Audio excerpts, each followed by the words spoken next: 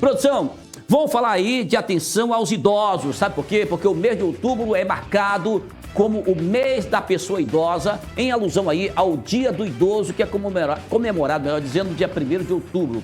E hoje nós estamos recebendo aqui a Flávia Albani, que é defensora pública e especialista no direito da pessoa idosa, para falar com a gente a respeito desse assunto aí, sobre a questão dos idosos. A gente tem falado muitas vezes aqui, mostrado, né, idosos. Essa semana mesmo, se eu não me engano, foi a semana passada, de uma idosa de mais de 100 anos, acho que foi essa semana, uma idosa com mais de 100 anos, agredida e ameaçada pelo neto para pegar dinheiro para comprar droga. E nós falamos, acho que há 1 a 2 semanas atrás, de um cidadão de 80 e poucos anos também, agredido pelo filho, que também queria dinheiro para comprar droga, e assim sucessivamente, né?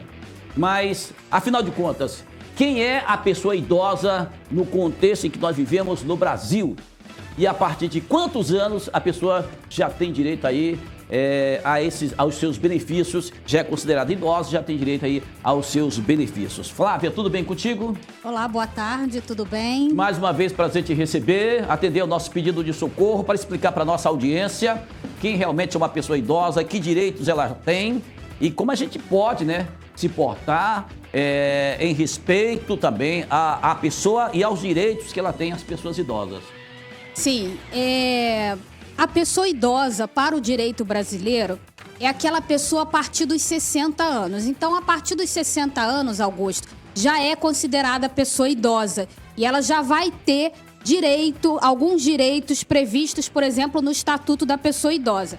Mas é importante esclarecer que outros direitos relacionados com a pessoa idosa, eles são concedidos para pessoas maiores, com idades maiores de 60 anos. Então, resumindo, pessoa idosa é toda pessoa a partir dos 60 anos. Mas há alguns direitos que são concedidos para pessoas com idades diferentes, com idades superiores aos 60 anos. Então, é sempre bom ficar atento. Se a pessoa tem ali 60, 61, 62, ela já é pessoa idosa. Ela já vai ter alguns direitos. Mas, por exemplo, o LOAS, BPC, ele só é concedido para pessoas idosas a partir dos 65 anos. Então, tem que ficar atento a isso. De qualquer forma, a partir dos 60 anos já é pessoa idosa, já tem direito à proteção integral aí, como determina a nossa legislação. E nesse caso, a pessoa idosa que não tem condições de se sustentar, por exemplo, ela pode pedir aí esse benefício aí, essa ajuda para os filhos, por exemplo? Às vezes tem filho que abandona, não quer mais saber de nada, não quer cuidar, deixa num abrigo para idosos, deixa num asilo, se está doente, ele não tem paciência para cuidar, não contrata alguém para cuidar da pessoa que está idosa. Como é que fica essa situação?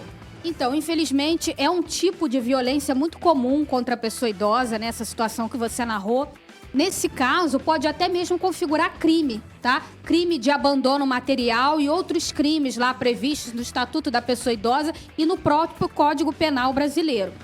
A pessoa idosa, ela pode sim pedir alimentos para os seus filhos, né? Quando os filhos são pequenos, os pais têm o dever de sustento e os filhos podem pedir alimentos para os pais. Depois, num outro período da vida, essa situação pode se inverter. São os pais que já são idosos, podem estar pedindo alimentos para os filhos, caso eles não tenham condições de subsistência e os filhos tenham como arcar financeiramente, ajudar esses pais. E no caso dos alimentos que são pagos para a pessoa idosa, há uma peculiaridade. É uma obrigação solidária. O que é isso? Né? A pessoa idosa, por exemplo, a pessoa idosa tem 4 filhos. Ela pode escolher se ela quer pedir alimentos de um filho só, de 2 filhos, dos 4 filhos. Então, ela escolhe contra quem ela quer pedir esses alimentos. Obviamente que depois, aquele que pagou alimentos para o pai, que é idoso, ou para a mãe, ele pode estar solicitando dos irmãos que haja o reembolso respectivo, proporcional. Mas, para benefício da pessoa idosa, ela pode demandar esses alimentos para a sobrevivência dela contra qualquer dos filhos. Ok. E com o idoso tem muitas dificuldades, muitas necessidades, porque aí vem a questão dos cuidados, vem a questão da saúde, vem a questão dos remédios, vem a questão de tantas coisas. E eu acho que se tiver bom senso, viu, Flávia? Se tiver bom senso, eu acho que os próprios filhos podem se organizar, né? para não gerar estresse e problema para os idosos, os próprios filhos podem se organizar sem precisar entrar na justiça, sem precisar de alguma demanda assim mais desgastante, né? Para entender a necessidade, não é mesmo? É porque, como eu falei, aquela obrigação, né, que os pais têm de cuidar dos filhos, ela se inverte. Os filhos também têm o dever de cuidado com os pais, né, quando esses pais já são pessoas idosas. Então, o ideal é que haja conversa em família, que as pessoas consigam chegar num consenso, qual é a melhor solução para todos. Mas, infelizmente, há casos em que isso não é possível e, às vezes, a pessoa idosa tem que procurar a justiça e ingressar com uma ação de alimentos contra os filhos. Eu queria saber agora da Flávia Albani. O negócio é o seguinte: se os filhos do idoso também não conseguirem sustentá-lo, se ele pode pedir alguma ajuda aí para o governo, para o INSS, por exemplo. Existe, né, na nossa legislação um direito chamado, muito conhecido, né, da população como LOAS-BPC, que é o benefício de prestação continuada. É um salário mínimo que é pago para pessoas com deficiência ou para pessoas idosas a partir dos 65 anos. Então lembra daquilo que eu falei? Certo. Idoso é a pessoa a partir dos 60 anos. Mas esse direito, por exemplo, ele só é para pessoas idosas a partir dos 65 anos. Que não tenham condição de subsistência, tá? Então, a pessoa, ela não precisa ter contribuído para o INSS, é preciso que ela cumpra esse requisito da idade ou ser uma pessoa com deficiência, e aí tem que ser verificada a situação financeira dela. A lei diz que é para pessoas com renda per capita familiar igual ou inferior a 1/4 do salário mínimo. Meu ou Deus seja, do céu. a gente faz a divisão, vê quantas pessoas moram naquela residência, vê quanto cada um ganha, soma e divide pelo número de cabeças. Tá? Esse é o critério legal que tem sido utilizado pelo INSS. Mas a jurisprudência dos nossos tribunais superiores lá de Brasília já tem permitido que seja verificado esse critério financeiro através de outras formas que não apenas essa. Então, muitas vezes a pessoa ela deve primeiro fazer o requerimento administrativo no INSS.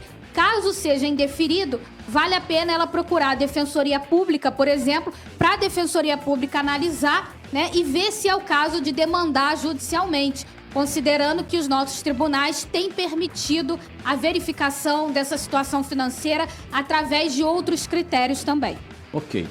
Agora, não é porque a pessoa chega numa certa idade, 60, 65 anos, às vezes a pessoa é viúva, ou houve uma separação lá atrás, ele nunca quis contrair um outro relacionamento, mas agora ele está se sentindo sozinho, sente a necessidade de ter uma companhia.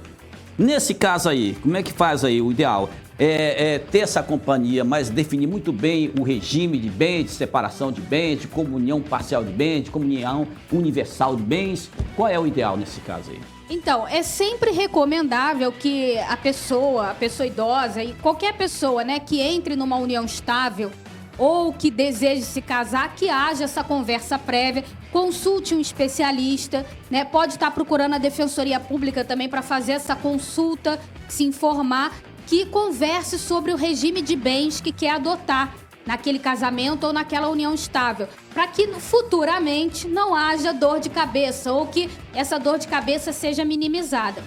No caso das pessoas idosas, Augusto, o nosso Código Civil prevê que pessoas a partir dos 70 anos que querem casar, o regime de bens tem que ser o regime da separação. Então, quer dizer, o que é de um, o que é de outro é de outro. Aquele regime da separação total de bens. Isso, originalmente, foi previsto na nossa lei para tentar evitar aí o famoso golpe do baú, né? Aquela pessoa idosa que às vezes vai casar com uma pessoa mais nova. Hoje é o golpe do Pix, né? É, o golpe do Pix. Mas atenção, gente, isso tá na lei, tá? Essa lei tá em vigor, mas isso tem sido muito questionado. Por quê? Porque assim, se a pessoa que tem 70 anos ou mais, ela tá no gozo das suas faculdades mentais, ela sabe o que ela tá fazendo, né?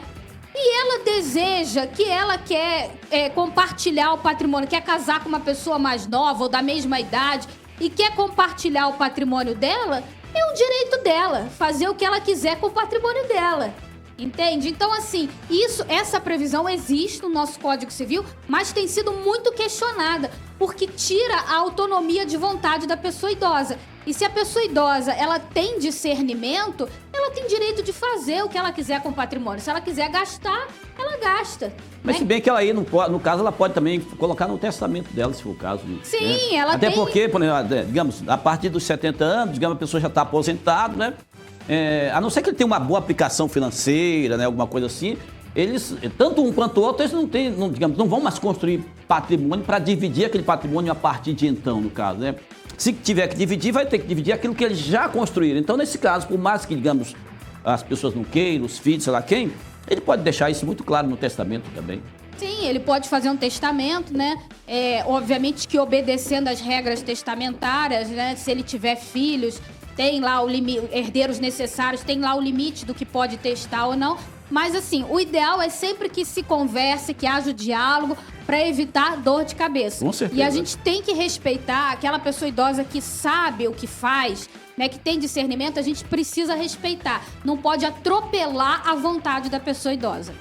Agora, tem aquela questão também que a pessoa idosa, né, apesar de ela estar dentro das suas faculdades mentais, o idoso é como se ele estivesse voltando a ser criança novamente, né? E tem sempre uns espertinhos, umas espertinhas, que chegam com aquela conversinha, né? Que convence o idoso. E, na verdade, o idoso está dentro de uma certa faculdade mental, mas, na verdade, já foi envolvido por alguma outra coisa, né? Que acaba sendo, de certa forma, um método escuso para tirar alguma vantagem também.